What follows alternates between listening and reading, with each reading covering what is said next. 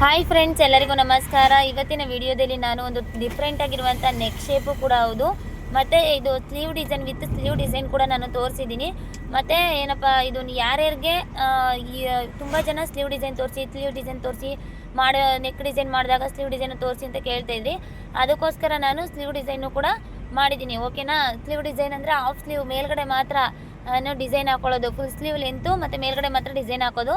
ಮತ್ತು ಯಾರ್ಯಾರು ನಮ್ಮ ವಿಡಿಯೋ ನೋಡ್ತಾ ಇದ್ದೀರೋ ಅವ್ರಿಗೆ ನಮ್ಮ ವಿಡಿಯೋಯಿಂದ ಏನು ಉಪಯುಕ್ತ ಮಾಹಿತಿ ಸಿಗ್ತಾ ಇದೆ ಮತ್ತು ನಿಮಗೆ ಯಾವ ರೀತಿಯಾದ ಮಾಹಿತಿ ಬೇಕು ಅನ್ನೋದನ್ನು ನನಗೆ ಕಮೆಂಟ್ಸ್ ಬಾಕ್ಸಲ್ಲಿ ತಿಳಿಸ್ಬೇಕು. ಮತ್ತು ಯಾವ ರೀತಿಯಾದ ಡಿಸೈನ್ಸ್ ಬೇಕು ಅನ್ನೋದು ಕೂಡ ನಮಗೆ ಕಮೆಂಟ್ಸ್ ಬಾಕ್ಸಲ್ಲಿ ತಿಳಿಸ್ಬೇಕು. ಯಾಕಂತಂದರೆ ಇದು ನಾನು ನೆಕ್ಸ್ಟ್ ವೀಡಿಯೋಸ್ ಮಾಡಬೇಕಾದ್ರೆ ನಿಮ್ಗೇನು ಇನ್ಫಾರ್ಮೇಷನ್ ಬೇಕಾಗಿರುತ್ತೋ ಆ ಇನ್ಫಾರ್ಮೇಷನ್ನ ನಾನು ಆ ವಿಡಿಯೋದಲ್ಲಿ ತಿಳಿಸ್ಕೊಡ್ತೀನಿ. ಅದಕ್ಕೋಸ್ಕರ ಹೇಳ್ತಾ ಇರೋದು ನಾನು. ಓಕೆನಾ? ಯಾಕಂದರೆ ಪ್ರತಿಯೊಬ್ಬರಿಗೂ ಒಂದೊಂದು ಡೌಟ್ ಬರ್ತಾನೆ ಇರುತ್ತೆ. ನಾವು ಪ್ರಾಕ್ಟೀಸ್ ಮಾಡ್ತಾ ಆ ಡೌಟ್ಸ್ಗೆ ಕ್ಲಾರಿಫೈ ನಾವು ಕಮೆಂಟ್ಸ್ ಬಾಕ್ಸಲ್ಲಿ ನೀವು ಕ್ವಶನ್ ಕೇಳಿದ್ರೆ ನಾವು ಅದನ್ನು ಕ್ಲಾರಿಫೈ ಕೊಡ್ತಾ ಹೋಗ್ತೀವಿ. ಓಕೆನಾ? ಅದನ್ನೆಲ್ಲ ನೀವು ನಾವು ತೋರಿಸುವಂಥ ಡಿಸೈನ್ಸ್ ಎಲ್ಲ ನೀವು ಪ್ರಾಕ್ಟೀಸ್ ಮಾಡ್ತಾ ಹೋಗಬೇಕು. ಮತ್ತು ಈ ರೀತಿಯಾದ ಡಿಫ್ರೆಂಟ್ ನೆಕ್ ಶೇಪ್ನ ನಾನು ಫಸ್ಟ್ ಟೈಮ್ ತೋರಿಸ್ತಾ ಇರೋದು. ಇದು ಆ್ಯಕ್ಚುಲಿ ಹೇಳ್ಬೇಕಂದ್ರೆ ಇದು boat neck design. Boat neck ಕೆಳಗಡೆ ಇದು ಈ ರೀತಿಯಾಗಿ ಶೇಪ್ನ ಕೊಟ್ಟಿದ್ದೀನಿ. ಈ ರೀತಿಯಾಗಿ ಶೇಪ್ ಕೊಟ್ಟಾದ್ಮೇಲೆ ಸ್ಯಾರಿ ಬಂದು ಒಂಥರ sky blue colour, dark sky blue colour ಇದೆ ಇದು ಸ್ಯಾರಿ. ಅದಕ್ಕೋಸ್ಕರ ನಾನು ಥ್ರೆಡ್ ಫಿಲ್ಲಿಂಗ್ ಕೊಡ್ತಾ ಇದ್ದೀನಿ. ಇವಾಗ ಇದರಲ್ಲಿ ಏನು ನಮ್ಮದು ಫಸ್ಟ್ ಪಾಯಿಂಟ್ ಏನು ಅಂತಂದರೆ, ತುಂಬ ಕಾರ್ನರ್ಸ್ ಇದೆ ಈ ನೆಕ್ ಶೇಪಲ್ಲಿ. ಕಾರ್ನರ್ಸ್ ತುಂಬ ಇದೆ. ಆ ಕಾರ್ನರ್ಸ್ನ ನಾವು ಯಾವ ರೀತಿಯಾಗಿ ಫಿನಿಶಿಂಗ್ ಕೊಡ್ತೀವಿ ಅನ್ನೋದೇ ಇಂಪಾರ್ಟೆಂಟು. ಯಾಕಂದರೆ ಕಾರ್ನರ್ಸಲ್ಲಿ ನಾವು ಫಿನಿಶಿಂಗ್ ಅನ್ನೋದು ಕೊಟ್ಟಿಲ್ಲ ಅಂದರೆ ಈ ಶೇಪು ಔಟ್ ಆಗೋ ಚಾನ್ಸಸ್ ತುಂಬ ಇರುತ್ತೆ. ಈ ಶೇಪ್ ಅನ್ನೋದು ನೀಟಾಗಿ ಬರಲೇಬೇಕು. ಈ ಶೇಪ್ ಅನ್ನೋದನ್ನ ನೀಟಾಗಿ ಬರ್ಸೋ ಜವಾಬ್ದಾರಿ ನಿಮ್ಮದು. ಯಾಕಂದರೆ ನಾನು ತೋರಿಸ್ತಾ ಇದ್ದೀನಿ ನೀಟಾಗಿ ಕಾರ್ನರ್ಸಲ್ಲೆಲ್ಲ ಯಾವ ರೀತಿಯಾಗಿ ಶೇಪ್ ತೊಗೋತಾ ಇದ್ದೀನಿ ಮತ್ತು ಯಾವ ರೀತಿಯಾಗಿ ಎಂಬ್ರಾಯ್ಡ್ರಿ ಮಾಡ್ತಾ ಇದ್ದೀನಿ ಮತ್ತು ಮಿಷಿನ್ ಯಾವ ರೀತಿಯಾಗಿ ಸ್ಟಾಪ್ ಮಾಡ್ಕೊತಿದ್ದೀನಿ ಅಂತ ನಾನು ತೋರಿಸ್ತಾ ಇದ್ದೀನಿ. ಅದನ್ನು ನೀವು ನೀಟಾಗಿ ಪ್ರಾಕ್ಟೀಸ್ ಮಾಡಬೇಕು. ಓಕೆನಾ? ನಾನು ಕಾರ್ನರ್ಸ್ ನೋಡಿ ಎಲ್ಲ ಕಡೆ ಕಾರ್ನರ್ಸನ್ನು ನೀಟಾಗಿ ನಾನು ಫಿಲ್ ಮಾಡ್ತಾ ಇದ್ದೀನಿ. ಅದೇ ರೀತಿಯಾಗಿ ನೀವು ಕೂಡ ಫಿಲ್ ಮಾಡಿ. ಮತ್ತು ಆ ಕಾರ್ನರ್ ಶೇಪ್ ಅನ್ನೋದು ಔಟ್ ಮಾಡಬೇಡಿ. ನೀವು ಕಾರ್ನರ್ ಶೇಪ್ ಅನ್ನೋದು ಔಟ್ ಮಾಡಿದ್ರಿ ಅಂತಂದರೆ ಅದು ಫಿನಿಶಿಂಗ್ ಹೋಗುತ್ತೆ. ಓಕೆನಾ? ಯಾಕಂದರೆ ಇದು ನಾವು ಈ ಥರ ಕಾರ್ನರ್ ಶೇಪಲ್ಲೆಲ್ಲ ನಾವು ಡಿಸೈನ್ನ ಡ್ರಾ ಮಾಡ್ಕೊಂಡಾಗ ನಾವು ಫಿನಿಶಿಂಗ್ ಅನ್ನೋದು ವೆರಿ ವೆರಿ ಇಂಪಾರ್ಟೆಂಟ್ ಆಗುತ್ತೆ. ನಾವು ಫ್ಲ್ಯಾಟ್ನ ಯಾವ ಕಾರಣಕ್ಕೂ ಕೊಡಬಾರ್ದು. ಅದನ್ನ ಶಾರ್ಪ್ ಮಾಡಬೇಕು. ಆ ಪ್ಲೇಸಲ್ಲಿ ನಾವು ಥ್ರೆಡ್ ಫಿಲ್ಲಿಂಗೇ ಮಾಡಲಿ ಮತ್ತು ಇದು ಬಾಲ್ ಚೈನೇ ಹಾಕಲಿ, ಸ್ಟೋನ್ ಚೈನೇ ಹಾಕಲಿ, ಏನೇ ಹಾಕಲಿ, ಆ ಕಾರ್ನರ್ ಶೇಪ್ ಅನ್ನೋದನ್ನ ನಾವು ಶಾರ್ಪ್ ಆಗಿ ಕೊಡಬೇಕು. ಫ್ಲ್ಯಾಟ್ ಮಾಡಿದ್ವಿ ಅಂದರೆ ಆ ಶೇಪ್ ಅನ್ನೋದು ಔಟ್ ಆಗುತ್ತೆ, ಫಿನಿಶಿಂಗ್ ಅನ್ನೋದು ಔಟ್ ಆಗುತ್ತೆ. ಓಕೆನಾ? ನಾನಿವಾಗ ಏನು ಮಾಡ್ತಾಯಿದ್ದೀನಿ ಅಂತಂದರೆ ಪರ್ಪಲ್ ಕಲರಲ್ಲಿ ನಾನು ಅದ್ರ ಮೇಲೆ ಫಿಲ್ಲಿಂಗ್ ಕೊಡೋಣ, ಮಧ್ಯೆ ಒಂದೊಂದು ಫಿಲ್ಲಿಂಗ್ ಕೊಡೋಣ ಅಂತ ಅಂದ್ಕೊಂಡೆ. ಬಟ್ ಆದರೆ ನನಗೇನು ಅನಿಸ್ತು ಅಂದರೆ ಪರ್ಪಲ್ ಕಲರಲ್ಲಿ ಫಿಲ್ಲಿಂಗ್ ಅನ್ನೋದನ್ನ ಕೊಟ್ಟರೆ ಹೈಲೈಟಾಗಿ ಕಾಣಿಸಲ್ಲ ಅಂತ. ಯಾಕಂದರೆ ಸ್ಯಾರಿನೂ ಡಾರ್ಕ್ ಇದೆ, ಬ್ಲೌಸು ಡಾರ್ಕ್ ಇದೆ. ಎರಡೂ ಡಾರ್ಕ್ ಇರೋದ್ರಿಂದ ಅಷ್ಟು ಹೈಲೈಟಾಗಿ ಕಾಣಿಸಲ್ಲ. ಸ್ಯಾರಿ ಡಾರ್ಕ್ ಇದ್ದರೂ ಬ್ಲೌಸು ಲೈಟ್ ಇದ್ದಿದ್ರೆ ನಾವು ಸ್ಯಾರಿ ಕಲರ್ ಹಾಕಿದರೆ ಅದು ಬ್ಲೌಸ್ ಕಲರ್ ಹಾಕಿದರೆ ಸ್ವಲ್ಪ ಹೈಲೈಟಾಗಿ ಕಾಣಿಸೋದು. ಅದಕ್ಕೆ ಸ್ವಲ್ಪ ಶೈನಿಂಗ್ ಇದ್ದರೆ ಆ ಮಧ್ಯೆ ಶೈನಿಂಗ್ ಅನ್ನೋದು ಫಿಲ್ಲಿಂಗ್ ಆಯ್ತಂದರೆ ಅದು ಹೈಲೈಟಾಗಿ ಕಾಣಿಸುತ್ತೆ ಅಂತ ಅನಿಸ್ತು. ಪ್ರತಿಯೊಂದು ಪಾಯಿಂಟು ಅಷ್ಟೇ ನಾವು ತುಂಬ ಯೋಚನೆ ಮಾಡಿ ವರ್ಕ್ ಹಾಕಬೇಕು. ಮತ್ತು ಥ್ರೆಡ್ ಸೆಲೆಕ್ಷನ್ ಅಷ್ಟೇ ತುಂಬ ಥಿಂಕ್ ಮಾಡಿ ಹಾಕಬೇಕು. ಇವಾಗ ನಮ್ಮ ವಾಟ್ಸಪ್ ಸ್ಟೇಟಸಲ್ಲಿ ನಾನು ಈ ಡಿಸೈನ್ನ ಅಪ್ಲೋಡ್ ಮಾಡಿದಾಗ ತುಂಬ ಜನ ಲೈಕ್ ಮಾಡಿದ್ರು ಕೂಡ, ನಮ್ಮ ಕಸ್ಟಮರ್ ಕೂಡ ತುಂಬಾ ಇಷ್ಟಪಟ್ಟರು. ನೋಡಿ, ನಾವು ಮಾಡುವಂಥ ಕೆಲಸದಲ್ಲಿ ಒಂದು ನೆಕ್ ಶೇಪ್ನ ಚೇಂಜ್ ಮಾಡಬೇಕು. ಮತ್ತು ಇವಾಗ ಅವರು ಕೊಟ್ಟಿರೋ ಡಿಸೈನು ರೌಂಡ್ ಶೇಪಲ್ಲೇ ಕಳಿಸಿರ್ಬೋದು. ನೀವು ಹೇಳಬೇಕು ಈ ರೀತಿಯಾಗಿ ಶೇಪ್ಗೆ ಡಿಸೈನ್ ಹಾಕ್ಸ್ಕೊಳ್ಳಿ, ಚೆನ್ನಾಗಿ ಕಾಣಿಸುತ್ತೆ, ಮತ್ತು ಇದು ಡಿಸೈನು ತುಂಬ ಚೆನ್ನಾಗಿದೆ, ಈ ರೀತಿಯಾಗಿ ಡಿಸೈನ್ ಹಾಕ್ಸ್ಕೊಂಡ್ರೆ ಚೆನ್ನಾಗಿ ಕಾಣಿಸುತ್ತೆ ಅಂತ ನೀವು ಕಸ್ಟಮರ್ಗೆ ಹೇಳಬೇಕು.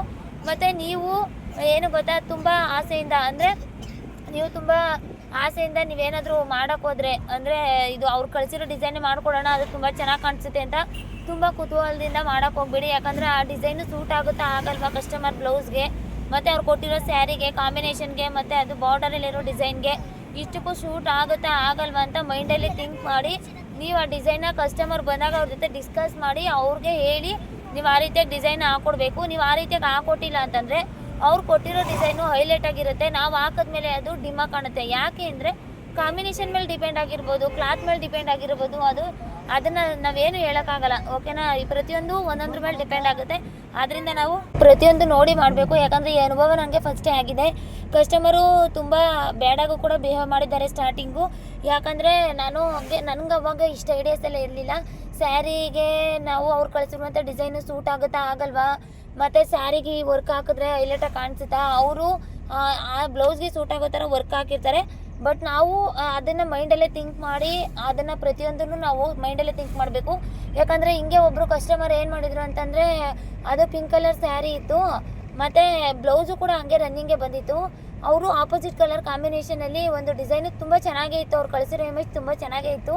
ಅದು ಕಾಂಬಿನೇಷನಲ್ಲಿ ಕಳಿಸಿದ್ರು. ಅದು ತುಂಬ ಹೈಲೈಟಾಗಿ ಕಾಣಿಸ್ತಾ ಇತ್ತು ಮತ್ತು ಕಾಂಬಿನೇಷನ್ ಯೂಸ್ ಮಾಡಿರೋದ್ರಿಂದ ಚೆನ್ನಾಗಿತ್ತು. ನಾನು ಅವ್ರು ಯಾವ ಥರ ಡ್ರಾ ಮಾಡಿದಾರೋ ಅದೇ ಥರನೇ ಡ್ರಾ ಮಾಡಿದ್ದೀನಿ, ಮತ್ತು ಅವ್ರು ಯಾವ ಥರ ವರ್ಕ್ ಹಾಕಿದಾರೋ ಅದೇ ಥರ ವರ್ಕ್ ಹಾಕಿದ್ದೀನಿ. ನಾನು ಮಾಡಿರೋ ಡಿಸೈನ್ ಅಷ್ಟು ಹೈಲೈಟಾಗಿ ಕಾಣಿಸ್ತಾ ಇಲ್ಲ. ಯಾಕೆ ಕಾಣಿಸ್ತಾ ಇಲ್ಲ? ಸ್ಯಾರಿ ಮತ್ತು ಬ್ಲೌಸು ಅಷ್ಟು ಆಪೋಸಿಟ್ ಕಲರ್ ಇಲ್ಲ, ಸೇಮ್ ಕಲರ್ ಇದೆ. ಅಲ್ಲಿ ಶೈನಿಂಗ್ ಆಗಿ ಕಾಣೋದು, ಕಾಣೋದು ಕಲರ್ ಯಾವುದಿಲ್ಲ, ಹೈಲೈಟಾಗಿ ಕಾಣಿಸೋ ಕಲರ್ ಯಾವುದಿಲ್ಲ. ಅದರಿಂದ ಏನಾಗ್ತಾಯಿದೆ, ಪ್ರಾಬ್ಲಮ್ ಆಗಿದೆ, ನಮ್ಮದು ಪ್ರಾಬ್ಲಮ್ ಆಗಿದೆ, ಅದರಲ್ಲೇ ಪ್ರಾಬ್ಲಮ್ ಆಗಿದೆ. ಅದನ್ನು ಕಸ್ಟಮರ್ಗೆ ನಾವು ಹೇಳಿದ್ರೆ ಅವ್ರು ಹೇಳ್ತಾರೆ, ನೀವು ಫಸ್ಟೇ ಹೇಳಬೇಕಾಗಿತ್ತು, ನಾವು ಬೇರೆ ಯಾವುದಾದ್ರೂ ಸೆಲೆಕ್ಟ್ ಮಾಡ್ತಿದ್ವಿ. ಇವಾಗ ನನಗೆ ಇದು ಕಾಸ್ಟ್ಲಿ ಸ್ಯಾರಿ ಇವಾಗ ಹೈಲೈಟಾಗಿ ಕಾಣಿಸುತ್ತೆ ಅಂದ್ಕೊಂಡೆ, ಅಲ್ಲಿ ಆ ಥರ ರೆಡಿಯಾಗಿ ಬರ್ತಾರೆ, ಈ ಥರ ರೆಡಿಯಾಗಿ ಬರ್ತಾರೆ, ನಂದು ಈ ಥರ ಇದೆ, ಏನು ಮಾಡೋದು ಅಂತ ಕೇಳ್ತಾರೆ. ನಾನು ಏನು ಹೇಳೋದು ಅವಾಗ ಅಲ್ವಾ? ನಾವು ಕಸ್ಟಮರ್ಗೆ ಏನು ಸಜೆಷನ್ ಕೊಡಬೇಕು, ಒಳ್ಳೆ ಸಜೆಷನ್ ಕೊಡಬೇಕು. ಮತ್ತು ಆ ಸ್ಪಾಟಲ್ಲಿ ನಾವು ಏನು ಒಳ್ಳೆ ರೀತಿಯಾಗಿ ಹೇಳಬೇಕು ಅದನ್ನೇ ಹೇಳ್ಬೇಕಾಗುತ್ತೆ, ಓಕೆನಾ? ಯಾಕಂದರೆ ಪ್ರತಿಯೊಂದು ಟೈಲರ್ಸ್ ಅಂದಮೇಲೆ ತಪ್ಪು ಆದ್ರೂ ಸರಿ ಮಾಡೋದನ್ನ ಕಲ್ತಿರ್ಬೇಕು, ಸರಿ ಇರೋದನ್ನ ಒಳ್ಳೆ ರೀತಿಲಿ ಮಾಡೋದನ್ನ ಕಲಿಬೇಕು. ಪ್ರತಿಯೊಂದು ನಾವು ಕಲ್ತಾಗೇ ನಾವು ಒಬ್ಬ ಬೆಸ್ಟ್ ಟೈಲರ್ ಅಂತ ಅನ್ಸ್ಕೊಳ್ಳೋದು, ಓಕೆನಾ? ನೋಡಿ ಇವಾಗ ನಾನು ಎಷ್ಟು ಚೆನ್ನಾಗಿ ಮಾಡಿದೆ ಅಂತ. ಬಾಲ್ ಚೈನು ಅಷ್ಟೇ, ನಾನು ಅಲ್ಲಿ ಯಾವ ಕಾರಣಕ್ಕೂ ನಾನು ಆ ಶೇಪ್ ಅನ್ನೋದು ಔಟ್ ಮಾಡಿಲ್ಲ, ಫ್ಲಾಟ್ ಮಾಡ್ಕೊಂಡಿಲ್ಲ, ಅಂದರೆ ಶೇಪ್ ಔಟ್ ಆಗಿಲ್ಲ. ನಾನು ಎಲ್ಲಿ ಅಲ್ಲಿ ಶೇಪ್ ಏನಿದೆಯೋ ಅದೇ ಥರ ಶೇಪಲ್ಲೇ ಅದನ್ನು ಬಾಲ್ ಚೈನ ಕೂರಿಸಿದ್ದೀನಿ. ಸ್ಟೋನ್ ಚೈನ್ ಹಾಕೋಣ ಅಂತ ಅಂದ್ಕೊಂಡೆ. ಸ್ಟೋನ್ ಚೈನ್ ಹಾಕಿದ್ರೆ ನಾನು ಆ ಪ್ಲೇಸಲ್ಲಿ ಕಟ್ಸ್ಕೊಟ್ಟು ಮತ್ತೆ ಎಕ್ಸ್ಟ್ರಾ ತೊಗೋಬೇಕು ಆಗಿತ್ತು. ಯಾಕಂದರೆ ಅದು ಒಂದು ಸ್ವಲ್ಪ ಬೆಂಡ್ ಆಗೋದು ಕಷ್ಟ. ಸ್ಟೋನ್ ಚೈನು ಬಾಲ್ ಚೈನ್ ಆದರೆ ಯಾವ ರೀತಿ ಆದರೂ ಬೆಂಡ್ ಮಾಡ್ಬೋದು, ಓಕೆನಾ? ಇರೋದನ್ನೇ ಓಪನಾಗಿ ಹೇಳ್ತಾ ಇದ್ದೀನಿ. ಮತ್ತು ನೋಡಿ ಇವಾಗ ಸ್ಮಾಲ್ ಫಾಲ್ ಲೀಫ್ ಡಿಸೈನ್ನ ಡ್ರಾ ಮಾಡ್ತಾಯಿದ್ದೀನಿ. ನಾನು ಸ್ಮಾಲ್ ಫಾಲ್ ಲೀಫ್ ಡಿಸೈನ್ನ ಜರಿ ಥ್ರೆಡಲ್ಲಿ ಡ್ರಾ ಮಾಡ್ಕೋತಾ ಇದ್ದೀನಿ. ನೆಕ್ಸ್ಟು ಡಾರ್ಕ್ ಸ್ಕೈ ಬ್ಲೂ ಕಲರಲ್ಲಿ ನೆಕ್ಸ್ಟ್ ಲೀಫ್ನ ಡ್ರಾ ಮಾಡ್ತೀನಿ, ಸ್ಮಾಲ್ ಲೀಫ್ನ ಡ್ರಾ ಮಾಡ್ಕೋತೀನಿ, ಓಕೆನಾ? ತುಂಬ ಚೆನ್ನಾಗಿ ಬರುತ್ತೆ ಇದು ಡಿಸೈನು. ನೆಕ್ ಶೇಪು ಈ ರೀತಿಯಾಗಿ ಡಿಫ್ರೆಂಟಾಗಿರೋದ್ರಿಂದ ಮತ್ತು ಆ ಲೀಫ್ ಡಿಸೈನ್ನ ಡಿಫ್ರೆಂಟಾಗಿ ಡ್ರಾ ಮಾಡ್ತಾ ಇರೋದ್ರಿಂದ ತುಂಬ ಹೈಲೈಟಾಗಿ ತುಂಬ ಚೆನ್ನಾಗಿ ಕಾಣಿಸುತ್ತೆ ಇದು ಡಿಸೈನು. ನನಗಂತೂ ಸಖತ್ ಇಷ್ಟ ಆಯಿತು. ನಿಮಗೂ ಕೂಡ ಇಷ್ಟ ಆಗಿದ್ರೆ ಕಮೆಂಟ್ಸ್ ಬಾಕ್ಸಲ್ಲಿ ತಿಳಿಸಿ. ಮತ್ತು ಸ್ಲೀವ್ ಡಿಸೈನು ನೆಕ್ಸ್ಟ್ ಇವಾಗ ಸ್ಲೀವ್ ಡಿಸೈನ್ ಕೂಡ ನಾನು ತೋರಿಸ್ತೀನಿ. ಈ ರೀತಿಯಾದ ಸ್ಲೀವ್ ಡಿಸೈನ್ಸ್ ಎಲ್ಲ ನೀವು ಟ್ರೈ ಮಾಡಬೇಕು. ನಿಜವಾಗ್ಲೂ ನೀವು ಇದನ್ನು ರ್ಯಾಲ್ಸನ್ ಮಿಷಿನೆಲ್ಲ ಹಾಕಿದ್ದ ಈ ರೀತಿಯಾದ ವರ್ಕೆಲ್ಲ ಹಾಕ್ಬೋದಾ ಅಂತ ನೀವು ಕೇಳ್ಬೋದು. ಹೌದು, ಹಾಕ್ಬೋದು. ಅದನ್ನು ನೀವು ಟ್ರೈ ಮಾಡಬೇಕು. ಪ್ರತಿಯೊಂದು ಡಿಸೈನ್ ಕೂಡ ನೀವು ಟ್ರೈ ಮಾಡಬೇಕು. ಟ್ರೈ ಮಾಡಿಲ್ಲ ಅಂದರೆ ಬರಲ್ಲ. ತುಂಬ ಜನ ಕೇಳ್ತಾ ಇದ್ದೀರಾ ಯಾವ ಮಿಷಿನ್ ತೊಗೊಂಡ್ರೆ ಚೆನ್ನಾಗಿರುತ್ತೆ, ಇದೆ. ಆಮೇಲೆ ಈ ಮಿಷಿನ್ ತೊಗೊಂಡ್ರೆ ಪ್ರಾಬ್ಲಮ್ ಆಗುತ್ತೆ ಅಂತ ತುಂಬ ಜನ ಹೇಳ್ತಾ ಇದ್ದಾರೆ. ಏನು ಮಾಡೋದು ಅಂತ ತುಂಬ ಜನ ಕೇಳ್ತೀರಾ. ಒಂದನ್ನು ಮಾತ್ರ ಹೇಳೋಕ್ಕೆ ಇಷ್ಟಪಡ್ತೀನಿ. ನೋಡಿ, ಪ್ರಾಬ್ಲಮ್ ಅನ್ನೋದು ಯಾವುದ್ರಲ್ಲಿ ಬರಲ್ಲ ಹೇಳಿ. ನಾವೇನೇ ಬಿಸ್ನೆಸ್ ಮಾಡಿದ್ರೂ ಪ್ರಾಬ್ಲಮ್ ಅನ್ನೋದು ಬಂದೇ ಬರುತ್ತೆ. ನಾವು ಯಾವ ಬಿಸ್ನೆಸ್ ಮಾಡಿದ್ರೂ ಪ್ರಾಬ್ಲಮ್ ಬಂದೇ ಬರುತ್ತೆ. ಒಟ್ಟು ಅದಕ್ಕೆ ಆ ಪ್ರಾಬ್ಲಮ್ಗೊಂದು ಸೊಲ್ಯೂಷನ್ ಅಂತ ನಾವು ಕಂಡ್ಕೋಬೇಕು. ಆ ಪ್ರಾಬ್ಲಮ್ಗೊಂದು ಸೊಲ್ಯೂಷನ್ ಅಂತ ನಾವು ಕಂಡ್ಕೊಳ್ಳಿಲ್ಲ ಅಂತಂದರೆ ಅದು ನಾವು ಏನು ಮಾಡೋಕ್ಕಾಗಲ್ಲ, ಮುಂದೆ ಅಂತೂ ಬರೋಕ್ಕಾಗಲ್ಲ. ಯಾರಿಗಾದರೂ ಬೇರೆ ಯೂಟ್ಯೂಬರ್ಗೆ ಫೋನ್ ಮಾಡಿ ತಿಳ್ಕೊಂಡಿರ್ತಾರೆ, ನಮ್ಮ ಥರನೇ ಮೆಷಿನ್ ವರ್ಕ್ ಆಗ್ತಾರವ್ರಿಗೆ. ಅವ್ರು ಹೇಳಿರ್ತಾರೆ ತುಂಬ ಹಿಂಸೆ ಆಗುತ್ತೆ, ತುಂಬ ಕಷ್ಟ ಆಗುತ್ತೆ, ಮಿಷಿನ್ ಪ್ರಾಬ್ಲಮ್ ಆಗುತ್ತೆ, ಟೈಮರ್ ಸ್ಕಿಪ್ ಆಗ್ತಾ ಇರುತ್ತೆ. ಟೈಮರ್ ಸ್ಕಿಪ್ ಆಗ್ತಾಗಲ್ಲ, ಮಿಷಿನ್ ತೊಗೊಂಡೋಗಿ ನಾವು ಕೊಡ್ತಾ ಇರಬೇಕು, ಅಂದರೆ ಬೇರೆ ಕಡೆ ಏನಪ್ಪ ತೊಗೊಂಡೋಗ್ಬೇಕು ರಿಪೇರಿಗೆ ಅಂತ. ಇದನ್ನೆಲ್ಲ ಫೇಸ್ ಮಾಡ್ತೀನಿ ಅಂದರೆ ನೀವು ಮಿಷಿನ್ ಎಂಬ್ರಾಯ್ಡ್ರಿ ಕಲಿಯೋಕ್ಕೆ ಶುರು ಮಾಡಿ ಅಂತ ಹೇಳಿರ್ತಾರೆ. ಇವಾಗ ಪ್ರಾಬ್ಲಮ್ ಬರ್ತಾ ಇರೋದು ಯಾವ ಥರ ಇರುತ್ತೆ, ಎಲ್ಲದರಲ್ಲೂ ಪ್ರಾಬ್ಲಮ್ ಬರ್ತಾ ಇರುತ್ತೆ. ನಾವೇನು ಮಾಡಬೇಕು ಅಂದರೆ ಪ್ರಾಬ್ಲಮ್ ಬಂದರೂ ಪರವಾಗಿಲ್ಲ, ಆ ಪ್ರಾಬ್ಲಮ್ನ ಫೇಸ್ ಮಾಡಿದ್ರೇ ಆದಮೇಲೆ ನಮಗೆ ಒಳ್ಳೆ ದಿನಗಳು ಕಾದಿರುತ್ತೆ. ನೀವು ಪ್ರಾಬ್ಲಮ್ನೇ ಫೇಸ್ ಮಾಡಿದೆ, ಏನು ಮಾಡಿದೆ, ಆರಾಮ್ಸೆ ಮಾಡುವಂಥ ಬಿಸ್ನೆಸ್ ಬೇಕು, ಅಮೌಂಟು ಬರಬೇಕು, ಆರಾಮಾಗೂ ಮಾಡಬೇಕು ಅಂದರೆ ಯಾವುದೂ ಇಲ್ಲ. ಪ್ರಾಬ್ಲಮ್ ಬಂದೇ ಬರುತ್ತೆ. ಯಾಕಂದರೆ ಮಿಷಿನ್ ಆಪ್ರೇಟ್ ಮಾಡ್ತಾ ಮಾಡ್ತಾ ಅದು ಮಿಷಿನ್ ರಿಪೇರಿ ಬಂದೇ ಬರುತ್ತೆ. ನೀವು ಅಷ್ಟೇ ಮನುಷ್ಯನಾಗಿದ್ಮೇಲೆ ಆರೋಗ್ಯ ಕಾದಗಡೆ ಇರಲ್ಲ. ಆರೋಗ್ಯ ಎದ್ಗಟ್ಟಾಗ ಹಾಸ್ಪಿಟ್ಲಿಗೆ ಹೋಗ್ತೀವಲ್ವ, ಅದೇ ಥರ ಅದು ಅಷ್ಟೇ. ಅದನ್ನು ನಾವು ಯಾವ ರೀತಿಯಾಗಿ ನಾವು ಮಿಷಿನ್ ಹ್ಯಾಂಡ್ಲ್ ಮಾಡ್ತೀವೋ ಅದ್ರ ಮೇಲೆ ಡಿಪೆಂಡ್ ಆಗುತ್ತೆ. ಮಿಷಿನ್ನ ನಾವು ನೀಟಾಗಿ ಹ್ಯಾಂಡ್ಲ್ ಮಾಡಿದ್ವಿ ಅಂದರೆ ಡೈಲಿ ಆಯಿಲ್ ಹಾಕಬೇಕು ಮಿಷಿನ್ಗೆ, ಆಮೇಲೆ ಮಿಷಿನ್ ಮೇಂಟೆನೆನ್ಸ್ ಚೆನ್ನಾಗಿ ಮಾಡಬೇಕು, ಮತ್ತು ಕ್ಲೀನ್ ಮಾಡಬೇಕು ಮಿಷಿನ್ನ. ಮತ್ತು ನಾವು ಇದು ಮೋಟರ್ ಹತ್ರ ಎಲ್ಲ ನೀಟಾಗಿ ನೋಡ್ಕೋತಾ ಇರಬೇಕು. ಬಿರ್ರಿ ಮಿಷಿನ್ನ ಪ್ರೆಸ್ ಮಾಡಬಾರ್ದು. ನೀಟಾಗಿ ಲೆಗ್ ಮೂಮೆಂಟ್ ಎಲ್ಲ ಮಾಡಬೇಕು, ಹ್ಯಾಂಡಲ್ ಮೂಮೆಂಟ್ ಮಾಡಬೇಕು, ರಿಂಗ್ ಮೂಮೆಂಟ್ ನೀಟಾಗಿ ಮಾಡಬೇಕು, ಸೂಜಿನ ಕರೆಕ್ಟಾಗಿ ಹಾಕಿರಬೇಕು, ಮತ್ತು ಥ್ರೆಡ್ನ ಕರೆಕ್ಟಾಗಿ ಹಾಕಿರಬೇಕು. ಥ್ರೆಡ್ನ ಕರೆಕ್ಟಾಗಿ ಹಾಕಿಲ್ಲ ಅಂದ್ರೆ ಪ್ರಾಬ್ಲಮ್ ಆಗುತ್ತೆ. ಬಾಬಿನಲ್ಲಿ ದಾರಾನ ನೀಟಾಗಿ ಹಾಕಿರಬೇಕು. ಇದನ್ನೆಲ್ಲ ನೀವು ನೀಟಾಗಿ ಮೇಂಟೆನೆನ್ಸ್ ಮಾಡ್ತಾ ಬಂದ್ರಿ ಅಂತಂದರೆ ಹೆಂಗೆಂಗೋ ಬಾಬಿನಲ್ಲಿ ದಾರ ಹಾಕ್ಕೊಡೋದು, ಹೆಂಗೆಂಗೋ ಮಿಷಿನ್ಗೆ ದಾರ ಹಾಕ್ಕೊಡೋದು, ಈ ರೀತಿಯಾಗೆಲ್ಲ ಮಾಡಿದಾಗ ಏನಾಗುತ್ತೆ, ನಿಮಗೆ ಪ್ರಾಬ್ಲಮ್ ಅನ್ನೋದಾಗುತ್ತೆ. ದಾರ ಹೋಗಿ ಸುತ್ಕೊಳ್ಳುತ್ತೆ. ಅದು ಸುತ್ಕೊಂಡಿದ್ದಾಗ ಮಿಷಿನು ಡಿಫ್ರೆಂಟಾಗಿ ಸೌಂಡ್ ಬರುತ್ತೆ. ಆ ಡಿಫ್ರೆಂಟಾಗಿ ಸೌಂಡ್ ಬಂದಾಗ ನೀವು ಅದನ್ನ ಕಂಡುಹಿಡಿಯೋಕ್ಕಾಗಲ್ಲ, ನಿಮ್ಗೆ ಗೊತ್ತಾಗಲ್ಲ ಸ್ಟಾರ್ಟಿಂಗಲ್ಲಿ. ಯಾಕಂದರೆ ಮಿಷಿನ್ ನೀವು ರನ್ ಮಾಡೋದು ಒಂದೇ ಗೊತ್ತಾಗಿರುತ್ತೆ. ಡಿಫ್ರೆಂಟ್ ಸೌಂಡ್ ಬಂದಾಗ ನಿಮ್ಗೆ ಗೊತ್ತಾಗಲ್ಲ, ಯಾಕಂದರೆ ನಿಮ್ಗಿನ್ನೂ ಅನುಭವ ಇರಲ್ಲ ಅಲ್ವಾ, ಅದಕ್ಕೆ ನಿಮ್ಗೆ ಗೊತ್ತಾಗಲ್ಲ. ಆವಾಗ ಏನಾಗುತ್ತೆ ಅಂದರೆ ಡಿಫ್ರೆಂಟಾಗಿ ಸೌಂಡ್ ಬರ್ತಾಯಿದ್ರು ನಿಮ್ಗೆ ಗೊತ್ತಾಗಲ್ಲ, ತುಳಿತಾ ಹೋಗ್ತೀರಾ, ಅದೇನಾಗುತ್ತೆ ಪ್ರಾಬ್ಲಮ್ ಆಗುತ್ತೆ. ಪ್ರಾಬ್ಲಮ್ ಆದಾಗ ಮಿಷಿನು ರಿಪೇರಿ ಬಂದೇ ಬರುತ್ತೆ. ಮಿಷಿನ್ ರಿಪೇರಿ ಬಂದಾಗ ನಿಮಗೆ ಏನಾಗುತ್ತೆ, ಈ ಥರ ಆಗ್ತಾ ಇತ್ತಲ್ವ ಈ ಮಿಷಿನಲ್ಲಿ, ಅದಕ್ಕೆ ಈ ಥರ ಪ್ರಾಬ್ಲಮ್ ಆಗಿದೆ ಅಂತ ನಿಮ್ಗೆ ಅನಿಸುತ್ತೆ ಅಲ್ವಾ. ಅವಾಗ ನೆಕ್ಸ್ಟ್ ಟೈಮ್ ನೀವು ಅದನ್ನ ಚೇಂಜ್ ಮಾಡ್ಕೋತೀರಾ. ಈ ಥರ ಮಾಡಿದ್ರೆ ಈ ಥರ ಪ್ರಾಬ್ಲಮ್ ಆಗ್ಬಿಟ್ಟಿತ್ತು ಸರಿ ಅಂತ. ನೋಡಿ, ಬ್ಯಾಕ್ ಎಲ್ಲ ಡಿಸೈನ್ ಎಲ್ಲ ಕಂಪ್ಲೀಟ್ ಆಯಿತು. ಇವಾಗ ನಾನು ಪೆನ್ಸಿಲಲ್ಲೇ ಡ್ರಾ ಮಾಡ್ಕೊಂಡಿದ್ದೀನಿ, ವೈಟ್ ಪೆನ್ಸಿಲಲ್ಲೇ ಡ್ರಾ ಮಾಡ್ಕೊಂಡಿದ್ದೀನಿ. ಆ್ಯಕ್ಚುಲಿ ಡಿಸೈನನ್ನು ವೈಟ್ ಪೆನ್ಸಿಲಲ್ಲೇ ಡ್ರಾ ಮಾಡ್ಕೊಂಡಿರೋದನ್ನು ನಾನು ಯಾವುದೇ ಥರದ ಟ್ರೇಸ್ ಮಾಡ್ಕೊಳಕ್ಕೆ ಹೋಗಿಲ್ಲ. ಟ್ರೇಸ್ ಮಾಡಿಕೊಂಡ್ರೆ ಏನು ಪ್ರಾಬ್ಲಮ್ ಆಗುತ್ತೆ ಅಂತಂದರೆ, ನನಗೆ ಇವಾಗ ಟ್ರೇಸ್ ಮಾಡಿಕೊಂಡ್ರೆ ಒಂದು ಪ್ರಾಬ್ಲಮ್ ಆಗ್ತದೆ. ಏನು ಅಂದರೆ, ಇವಾಗ ಅವ್ರ ಸ್ಲೀವು ಲೆಂತಿಯಾಗಿರುತ್ತೆ ಅಂದ್ಕೊಳ್ಳಿ, ಆಮೇಲೆ ಅವ್ರ ಸ್ಲೀವು ಜಾಸ್ತಿ ದಪ್ಪ ಇದ್ದರೆ ಅವ್ರ ಸ್ಲೀವ್ ರೌಂಡ್ ಜಾಸ್ತಿ ಬರುತ್ತೆ, ಆರ್ಮೋಲ್ ರೌಂಡು ಜಾಸ್ತಿ ಬರುತ್ತೆ. ಆವಾಗ ನಾವು ಇವಾಗ ಜೆರಾಕ್ಸ್ ಮಾಡಿಸ್ಕೊ ಬಂದಿರ್ತೀವಲ್ವ ಡಿಸೈನು, ಆ ಡಿಸೈನು ನಾವು ಅದ್ರ ಮೇಲೆ ಡ್ರಾ ಮಾಡಿಕೊಂಡ್ರೆ ಅದು ಅಷ್ಟು ಹೈಲೈಟಾಗಿರಲ್ಲ. ಓಕೆನಾ, ಅದು ಅಷ್ಟು ಹೈಲೈಟಾಗಿರಲ್ಲ. ಅಷ್ಟು ಹೈಲೈಟಾಗಿ ಇಲ್ಲದೆ ಇರಬೇಕಾದ್ರೆ ಏನಾಗುತ್ತೆ ಅಂದರೆ, ಕಸ್ಟಮರ್ ಕೇಳ್ತಾರೆ ಯಾಕೆ ಈ ಥರ ಗಜಿಬಿಜಿಯಾಗಿ ಮಾಡಿದ್ದೀರಾ ಡಿಸೈನ್ನ. ನಾವು ಇವಾಗ ಏನು ಮಾಡಿರ್ತೀವಿ, ಪ್ರಿಂಟ್ ತೆಗಿಸ್ಕೊಂಬಂದಿರೋದ್ರಲ್ಲಿ ಒಂದು ಆವ್ರೇಜಲ್ಲಿ ಪ್ರಿಂಟ್ ತೆಗಿಸ್ಕೊಂಬಂದಿರ್ತೀವಿ. ಒಂದು ನಾರ್ಮಲ್ ಸ್ಲೀವ್ಗೆ ಯಾವ ಥರ ಡಿಸೈನ್ ಹಾಕ್ಬೇಕು ಆ ರೀತಿ ಪ್ರಿಂಟ್ ತೆಗಿಸ್ಕೊಂಬಂದಿರ್ತೀವಿ. ಆ ಡಿಸೈನ್ನ ನಾವು ಅದ್ರ ಮೇಲೆ ಟ್ರೇಸ್ ಮಾಡ್ಕೊಂಡಾಗ ಅವ್ರ ಸ್ಲೀವ್ ರೌಂಡ್ ಜಾಸ್ತಿ ಇರುತ್ತೆ ಮತ್ತು ಆರ್ಮಲ್ ರೌಂಡು ಜಾಸ್ತಿ ಇರುತ್ತೆ. ಅವ್ರಿಗೆ ಸ್ವಲ್ಪ ಲಾರ್ಜ್ ಮಾಡ್ಕೋಬೇಕು ಡಿಸೈನ್ನ. ನನ್ನ ಎಕ್ಸ್ಪೀರಿಯೆನ್ಸಲ್ಲಿ ನಾನು ನಿಮ್ಗೆ ಶೇರ್ ಮಾಡ್ತಾ ಇರೋದು, ಸ್ವಲ್ಪ ಲಾರ್ಜ್ ಮಾಡ್ಕೋಬೇಕು ಡಿಸೈನ. ಲಾರ್ಜ್ ಮಾಡ್ಕೊಂಡು ಬಂದರೆ ಡಿಸೈನ, ಆವಾಗ ಅವ್ರ ಸ್ಲೀವ್ಗೂ ಸರ್ ಹೋಗುತ್ತೆ ಮತ್ತು ಅದು ಫಿನಿಶಿಂಗು ಕೂಡ ನೀಟಾಗಿ ಬರುತ್ತೆ, ಡಿಸೈನು ಕೂಡ ನೀಟಾಗಿ ಬರುತ್ತೆ. ಓಕೆನಾ, ಪ್ರತಿಯೊಂದು ಕೂಡ ಇಂಪಾರ್ಟೆಂಟೇ. ನಾನು ಫಸ್ಟು ಒಂದು ಸ್ಲೀವ್ಗೆ ಹಾಕಿ ನೋಡಿದೆ ಯಾವ ರೀತಿಯಾಗಿ ಕಾಣಿಸುತ್ತೆ, ಚೆನ್ನಾಗಿ ಕಾಣಿಸ್ತಾ ಇದೆಯಾ ಏನು ಅಂತ. ಯಾಕಂದರೆ ನಾನು ಫಸ್ಟು ಸ್ಲೀವ್ಗೆ ಯಾಕೆ ಫಸ್ಟೇ ಒಂದು ಸ್ಲೀವ್ ಟ್ರೈ ಮಾಡಿದೆ ಅಂದರೆ, ನಾವು 2 ಕಲರ್ ಕಾಂಬಿನೇಷನಲ್ಲಿ ಇವಾಗ ನಾನು ಮಾಡಬೇಕಾಗಿದೆ. ಜೆರಿ ಮತ್ತು ಗೋಲ್ಡ್ ಕಲರ್ ಜೆರಿ ಮತ್ತು ಅದು dark sky blue colour silk thread 2 colour ಕಾಂಬಿನೇಷನಲ್ಲಿ ಮಾಡಬೇಕು. ಆ 2 ಕಲರ್ ಕಾಂಬಿನೇಷನಲ್ಲಿ ಮತ್ತು ಬ್ಲೌಸು ಕಲರು ಯಾವುದೂ ಇಲ್ಲ. ಬ್ಲೌಸ್ ಕಲರ್ನ ನಾನು ಯೂಸ್ ಮಾಡಿಲ್ಲ, ಯಾಕಂದರೆ 2 ಡಾರ್ಕ್ ಇರೋದ್ರಿಂದ ಅಷ್ಟು ಹೈಲೈಟಾಗಿ ಕಾಣಿಸಲ್ಲ ಅನಿಸ್ತು. ಏನಿಲ್ಲ, ಪರ್ಪಲ್ ಕಲರ್ ಯೂಸ್ ಮಾಡಿದ್ರು ಕೂಡ ಗೋಲ್ಡ್ ಕಲರ್ ಜೆರಿಲಿ ಕವರಿಂಗ್ ಅನ್ನೋದು ಕೊಟ್ಟಿದ್ರೆ ಹೈಲೈಟಾಗಿ ಕಾಣಿಸೋದು. ಬಟ್ ಅದೆಲ್ಲ ಇವಾಗ ಕೊಡೋ ಪೇಷನ್ಸ್ ಇಲ್ಲ, ಡಬಲ್ ಕಲರಲ್ಲೇ ಮಾಡಿಬಿಡೋಣ ಚೆನ್ನಾಗಿರುತ್ತೆ ಅಂತ ಅಂದ್ಕೊಂಡು ಮಾಡಿದೆ. ಇದು ತುಂಬ ಚೆನ್ನಾಗಿತ್ತು. ಇನ್ನೂ ಡಿಫ್ರೆಂಟಾಗಿ ಈ ರೀತಿಯಾಗಿ ಎಲ್ಬೋ ಹತ್ರ ಡಿಸೈನ್ ಮಾಡಿ ಅದರಿಂದ ಕೆಳಗಡೆ ಏನಪ್ಪ ಬಾಕ್ಸ್ ಶೇಪಲ್ಲಿ ಏನೋ ಫಿಲ್ಲಿಂಗ್ ಅನ್ನೋದನ್ನ ಕೊಟ್ಟು ಮತ್ತು ಅದರಿಂದ ಕೆಳಗಡೆ ಬಾರ್ಡ್ರಿಗೆ ಡಿಸೈನ್ ಅನ್ನೋದನ್ನ ಮಾಡಿ ಇನ್ನೂ ಡಿಫ್ರೆಂಟ್ ಸಾವಿರಾರು ಡಿಸೈನ್ಸ್ ಇದೆ. ಒಂದೊಂದು ವೀಡಿಯೋದಲ್ಲಿ ಒಂದೊಂದು ಥರ ಡಿಸೈನ್ ತೋರಿಸ್ತಾ ಇರ್ತೀನಿ. ನೀವು ವೀಡಿಯೋನ ನೋಡಿ ಪ್ರಾಕ್ಟೀಸ್ ಮಾಡಿ ಮತ್ತು ಏನಪ್ಪ ಕಸ್ಟಮರ್ ಕೊಡಿ, ಕಸ್ಟಮರ್ ತುಂಬ ಹ್ಯಾಪಿ ಪಡ್ತಾರೆ. ನೀವು ಮಾಡಿರೋ ಡಿಸೈನ್ ಮತ್ತೆ ಕಸ್ಟಮರ್ ಬಂದರು ಅಂದರೆ ಕಸ್ಟಮರ್ಗೆ ಹೇಳಿ. ಯಾಕಂದರೆ ನೀವು ಡಿಫ್ರೆಂಟ್ ನೆಕ್ ಡಿಸೈನ್ಸ್ನ ಟ್ರೈ ಮಾಡಬೇಕು. ಯಾಕಂದರೆ ಡಿಫ್ರೆಂಟ್ ನೆಕ್ ಶೇಪ್ನ ನೀವು ಟ್ರೈ ಮಾಡಿದ್ರಿ ಅಂದರೆ ನಿಮಗೂ ಪ್ರಾಕ್ಟೀಸ್ ಆಗುತ್ತೆ. ಆ ಲೆಗ್ ಮೂಮೆಂಟ್ ಅನ್ನೋದು ನಿಮಗೆ ಲೆಗ್ಗೆ ಅಡ್ಜಸ್ಟ್ ಆಗುತ್ತೆ.